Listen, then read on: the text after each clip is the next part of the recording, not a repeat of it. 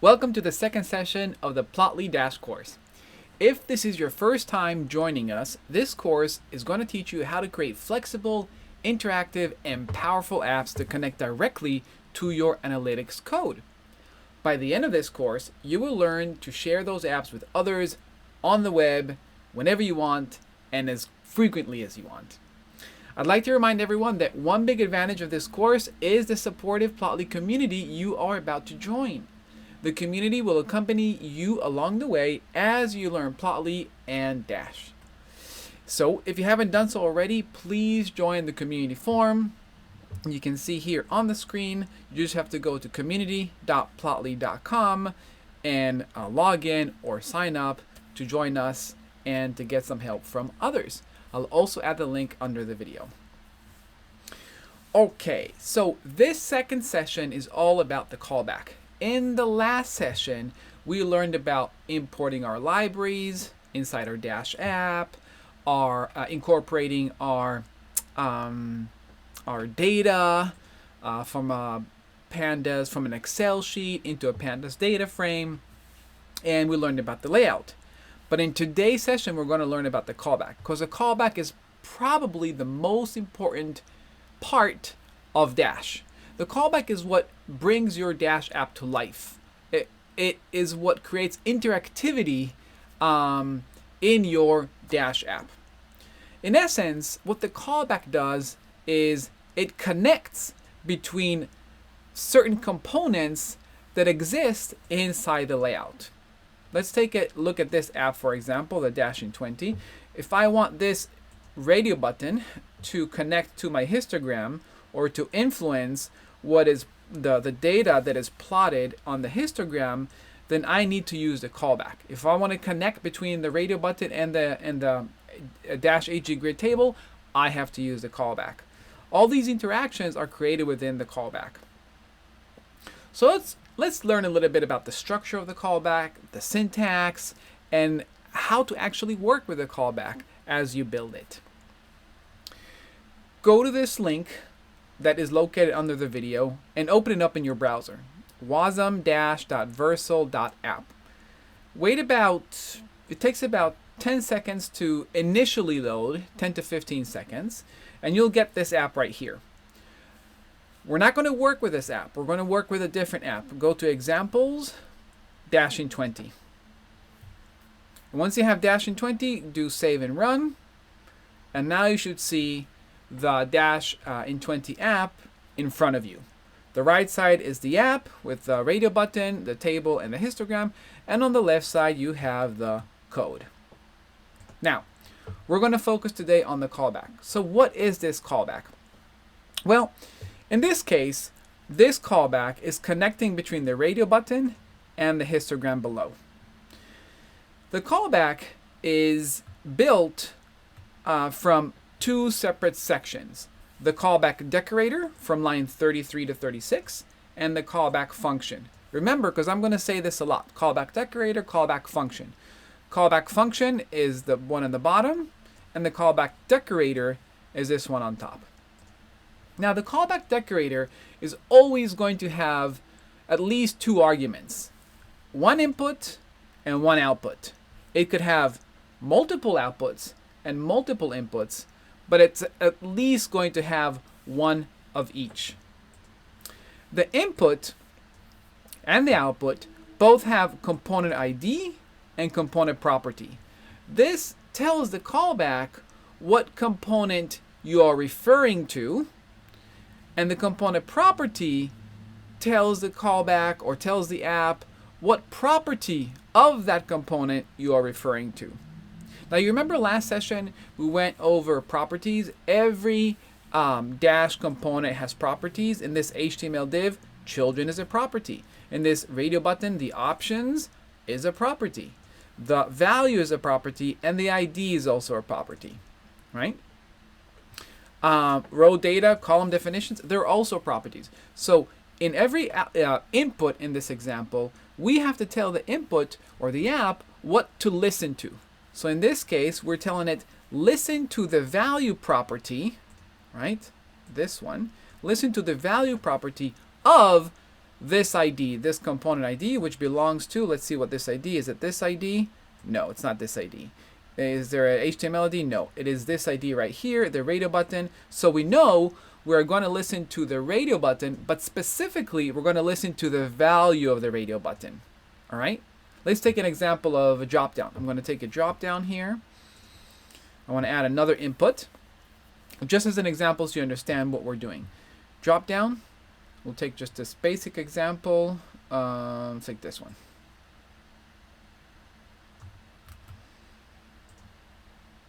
I'm going to add it to our app. Okay, now we have a drop down here with different cities. It's not connected to anything. Montreal, New York City, San Francisco. Just 3 different strings. But let's say I want to listen to what the user is choosing. The user chose New York City. I want to listen to it in my app. Right? I want to grab that information. So what I have to do is I'll copy the input, and to listen to it, I'll add a new input and I'll say I want to listen to the dropdown. Well, the dropdown has an ID because there might be multiple dropdowns, but we want this dropdown. So we have to see what the ID is. And the ID here is demo dropdown. So we're going to copy this, and this will be our ID. And the property in this case is also value. It's right here actually. We skipped writing it, but it's also value. So we want to listen to whatever value is chosen. Now it's New York City when the app first loads. But if I change this to San Francisco SF, now this will be SF, right? So that's how it listens to the value chosen. So that's very important to remember. The input is built from component ID and the component property. The component ID tells the app what component to listen to based on the ID of the component, and specifically what property inside the component to listen to, in this case, the value. Now, every input inside the callback decorator has to be represented as an argument in the callback function.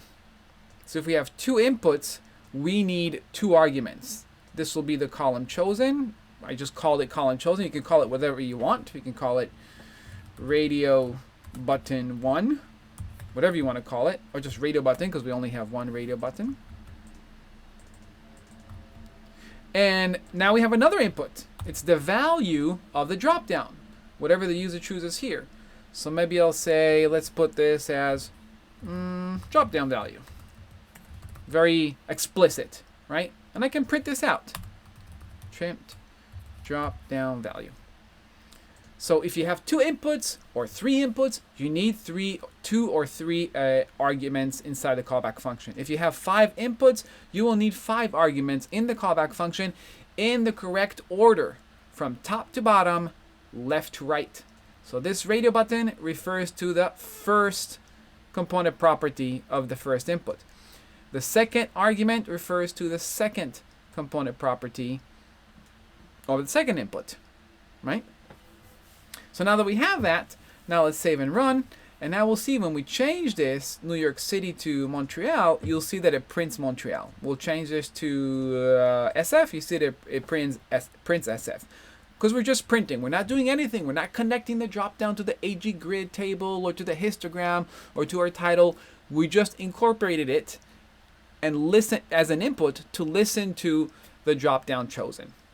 All right. So now you understand, hopefully, the input argument and the callback function arguments. Now, this callback function is just a regular Python function. In Python functions, you can do whatever you want. Here, we are building a histogram, a plotly expressed histogram. But you can build, you can add machine learning, data sets, algorithms. You can build other types of graphs. You can add your own LLM. You can connect to databases. You can do anything you want with a Python function.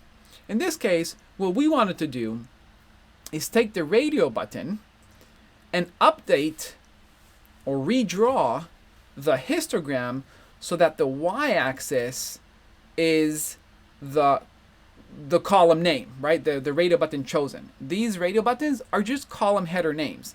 Pop, as you can see here, pop, life expectancy, and GDP per capita. Is it right here? Yes, all the way to the right. And GDP per capita.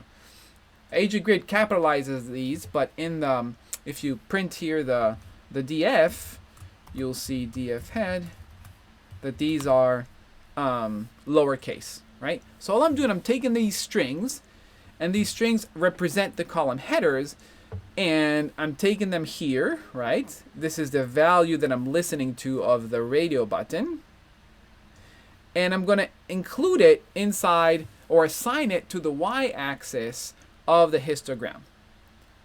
This allows me to update the graph dynamically according to the radio button chosen. I could just do this. Let's go in here and delete this, and I'll just do pop. Right? So now, no matter what I do, the graph is always going to be average of population. I can change this to life expectancy or GDP. It's always going to be average of population because I canceled any type of dynamic updates. I always put this y-axis as the same, the population column, so the histogram is always going to be the same. But I don't want that. What I wanted to do is what I did at the beginning, is to update the y-axis based on the radio button chosen, right? So that's why I added it here. So this is what I did in the function. I built the histogram, and then I returned this figure right here. I return it as an object in the callback function. Now this is very important that you remember this. Write this down if you need to. Any object returned in the callback function is assigned to the component property of the output. So that's the difference. The inputs are represented as callback function arguments, and the outputs take the object returned in the callback function. One last time. Any object returned in the callback function is assigned by order to the component property of the output. So if you have two outputs, you need two objects. If you have another object, if you have three outputs, you're going to need another object and another object and another object. Okay, you need the same amount of objects returned compared to the same amount of outputs. Okay, so here we have one output, a figure, and we're going to return this figure. Then what is happening here, this fig is going to be assigned to the figure property right here, fig. Let's start with an empty dictionary. This will be easier for you to understand. I'm going to erase the callback, hashtag it out, and now you'll see we have an empty figure. We have nothing in here because in the layout, the graph has an empty figure. This is how you include your display graphs in Dash. You have to assign the plotly expressed graph to the figure property of the Dash graph component. This is how you view display plotly express graphs in Dash. We actually have the figure here, figure express we'll call it, so we can add it without any callback. We can add it here if we want, run it, and now we'll see that we have a figure, right? We don't have a callback. The radio button, the Dropdown, they don't do anything. We just have we have a histogram built, and we assigned it to the figure property of the DCC graph, and now we can see the figure. But in most cases, you do not build the figure here. You build the figure in the callback because it depends on what the user chose in the Dropdown, the checklist, the date picker, the range slider, right? So I'm going to put an empty dictionary. Now you see we don't have anything inside the figure. It's an empty figure. And now I'm going to activate the callback. And in the callback, you already know, we're taking the radio button and we're going to assign it, it's the column header, assign it to the y-axis of the histogram. And then we're going to return this histogram to the figure property right here. So instead of the dictionary, it's going to be fig. This is what's going to happen as soon as a radio button is chosen. And we immediately choose life expectancy because we have it here. Life expectancy is the value that's already pre-entered into the radio button. And so now this becomes life expectancy, and this becomes the y-axis life expectancy, and then we return the figure and display it inside our DCC graph right here. Right? Dictionary is only the initial value that's there, But once the radio button is clicked, the callback is triggered, and we have a figure that is returned to the DCC graph. And that is how we display graphs, and that is how we work with the callback. All right, so now I want to do two exercises with you so you can get some practice implementing what you've just learned. Hopefully this will become clearer and clearer for you as you practice more and more the Dash callback and build more Dash apps. So again, so we practice together, go to wasmdash.vercel.app. This is the first app that is going to be that's going to load for you. A very big example of an app. It takes about 10 to 15 seconds. Once it loads, go to dashing20.py, save and run, and load this app, right? The basic app that we've been working with. So now we have the app here. We're going to do an exercise. The first thing I want you to try and do is to add this HTML div right here on line 21, add it and its children as the property of a second output in the callback decorator. Okay? Notice that we don't have an ID. We have to add an ID here. And then we want to add the full HTML div with the children property, not the value property, not the row data, but the children property, component property, add it as a second output, in the callback decorator. So pause the video, think about it, try it, and then when you're done, or you think you got it, unpause it, and let's look at the answer. All right, so the answer is output. I'm going to copy all of this and just replace the components. Instead of graph, the component ID we're listening to is the ID of the HTML div. That's what we want to listen. Well, not listen, but we're going to impact or change at the end. We'll put ID. We'll call it my div. So now I'm going to put this ID here. And then the children is a component property, right? Again, this is an output. We're not listening to this children. It's something that we're going to change later on, okay? Now, our next goal is to update the title of the app, right? This is the title, the children, right here. Update this title so that the radio item is the title.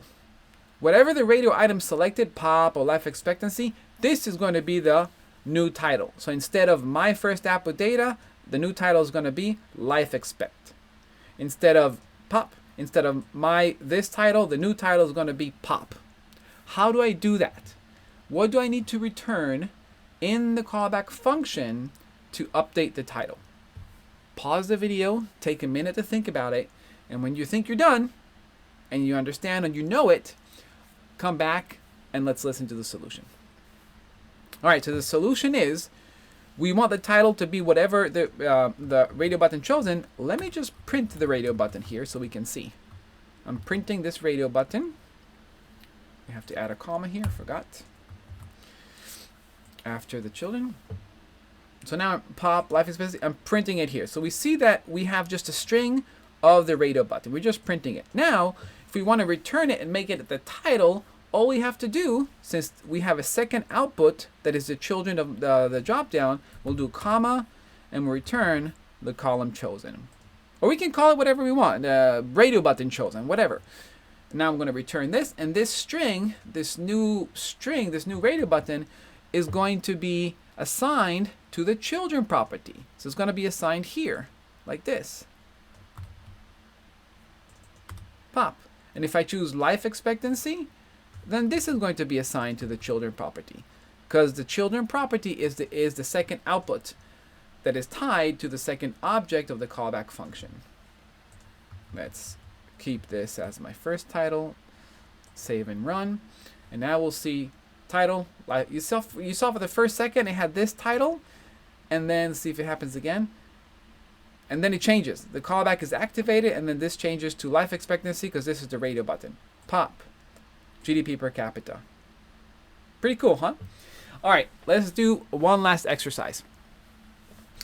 Let's look at our AG grid table, and let's try and listen to the selected row and filter our data set, our data frame here that has all the countries, filter it to only have that row with that country name.